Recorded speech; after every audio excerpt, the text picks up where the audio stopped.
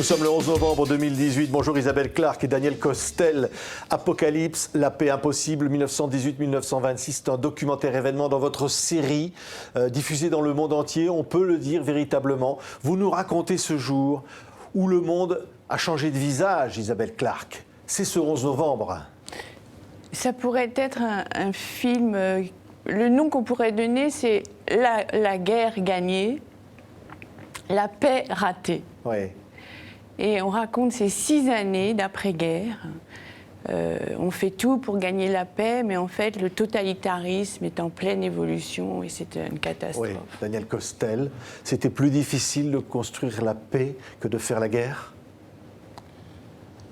C'est-à-dire que le président Macron, il a fait allusion il y a quelques semaines à l'histoire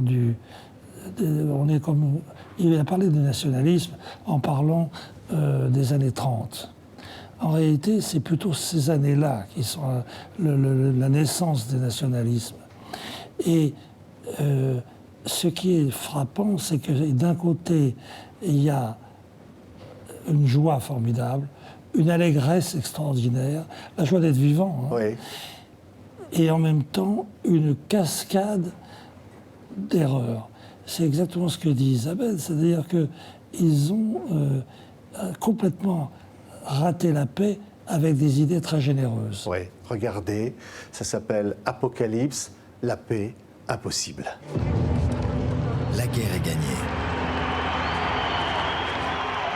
La foule entend les chefs marteler que c'est la victoire du camp du bien. Le romancier populaire, Albert Simonin, est témoin de cette liesse générale. Il écrit « Dans la foule, les ouvrières et les dames à chapeau étaient mêlées dans les embrassades, les pelotages, les mains aux fesses, les explorations de corsage, le bouche à bouche. »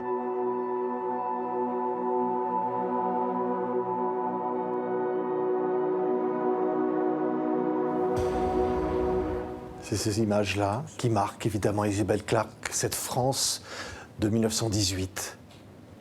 C'est une France détruite, tout le nord-est est détruit, mais tous ces gens aspirent à retrouver ces hommes, à se retrouver en famille. C'est en même temps beaucoup de gueules cassées, d'hommes cassés. D'ailleurs, au début, on dit, il y a un soldat qui dit « j'ai perdu mon émotion ». C'est des hommes qui pourront même plus parler de la Première Guerre. Ils ont été tellement meurtris. C'est terrible. Oui, cette meurtrissure, bien c'est là-dessus qu'on doit bâtir un avenir. Est-ce que c'est possible véritablement, Daniel Costel, de bâtir un avenir sur ces fleuves de sang? Ce qu'on peut dire, c'est que la suite a montré que c'était impossible. C'est ça, la paix impossible. Regardez ces images, c'est des blessés qui reviennent. Après ce défilé à la gloire des vainqueurs, que deviennent les vrais vaincus? Les 8 millions d'invalides de tous les pays en guerre, les amputés, les gazés, les choqués, les aveugles.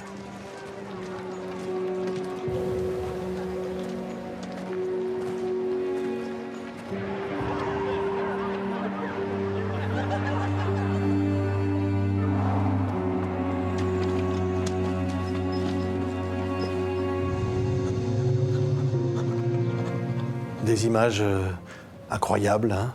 C'est un monde qui est un monde pour lequel nous avons énormément d'affection.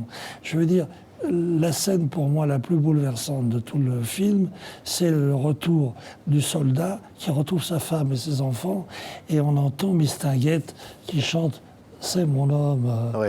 Eh bien, si vous voulez, ça en dit long sur la capacité d'être heureux, en fin de compte. C'est l'envie d'être heureux. Oui, mais en même temps, Isabelle Clarke, il y a évidemment le Charleston, il y a cette envie de retrouver la vie, et en même temps, il y a les prémices de ce basculement qui va revenir. En fait, Churchill a dit que c'était une accalmie, mais en fin de compte que la guerre, c'est une guerre qui a duré 30 ans. C'est en 1914, 1944, 45. C'est une guerre de 30 ans, avec une pause, avec ces années-là, ces années d'après-guerre, et puis le krach boursier qu'on connaît, la montée au pouvoir d'Hitler, et la montée vers la guerre. Mais il y a et c'est peut-être pour ça que c'est si précieux à regarder et si intéressant, c'est que c'est assez court, les moments d'insouciance. On voit très bien Mussolini arriver au pouvoir, on voit Franco. Enfin, Oui. Et donc cette alternance entre la grande histoire et la petite histoire, et c'est ce qu'on aime faire, c'est incarner l'air du temps. Je crois que c'est ça qui respire dans le film. Oui, il y a ça aussi, dont parlait Isabelle Clarke, Adolf Hitler en embuscade. Regardez. Ce traité de Versailles sera à la base des discours vengeurs d'Hitler, filmé ici pour la première fois en 1919 dans une manifestation d'extrême droite. Il n'est encore qu'un informateur anti-bolchevique pour l'armée, mais il comprend tout le parti qu'il peut tirer de ce traité de paix impossible. Il écrira « Versailles est une honte. Ce diktat signifie une spoliation inouïe de notre peuple. » C'est ça, Adolf Hitler. Ces images sont incroyables, Isabelle Clarke. Mais ce qui est terrible, c'est qu'on a enfanté du monstre. Le traité de Versailles a enfanté la montée au pouvoir d'Hitler. La paix impossible. On voyait donc des extraits, Isabelle Clarke, des images incroyables. Je disais, mais effectivement, colorisées. Toutes ces images nous arrivent en noir et blanc, nous arrivent muettes et abîmées, rayées. D'ailleurs, pour faire ces 90 minutes, on nous a récolté 400 heures d'images à travers le monde. Ouais. C'est un point de vue international du conflit. La santé. Ouais. On est allé en Tchécoslovaquie, on est allé en Italie, en Espagne, en Amérique. Vous avez découvert de nouveaux documents? Absolument, on a découvert cette époque. C'est 90% du film. Ouais. Et puis, on a ces documents d'amateurs aussi qu'on aime beaucoup.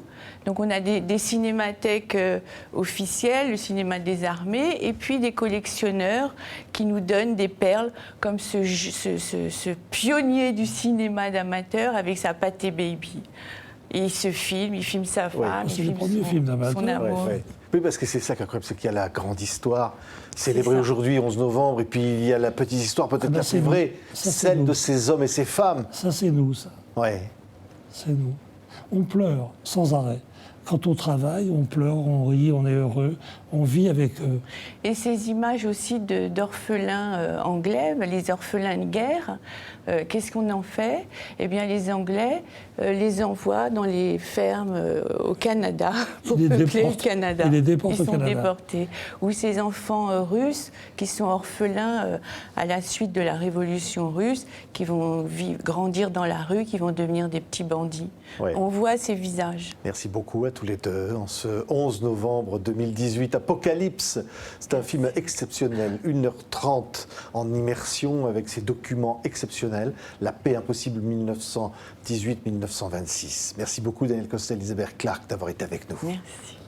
Merci.